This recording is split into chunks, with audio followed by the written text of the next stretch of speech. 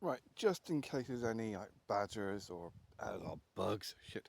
Just in case anything like crawling around in the night after, your kettle, hang it up out the way. This way, it's less chance. Squirrels might fuck with it, but it's unlikely for them to run off. Still water in there. Oh, fuck it. There's water in there.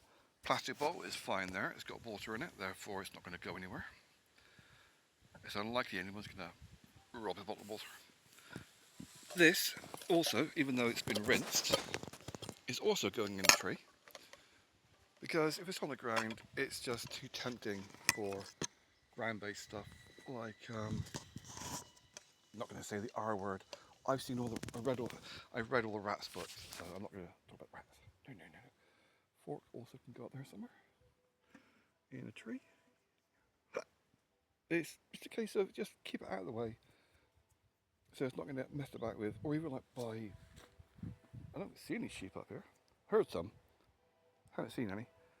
So yeah. I want to go for a piss before I get in the hammock, but I don't want to. Until I get in, then I'll want to. After I've taken my boots off.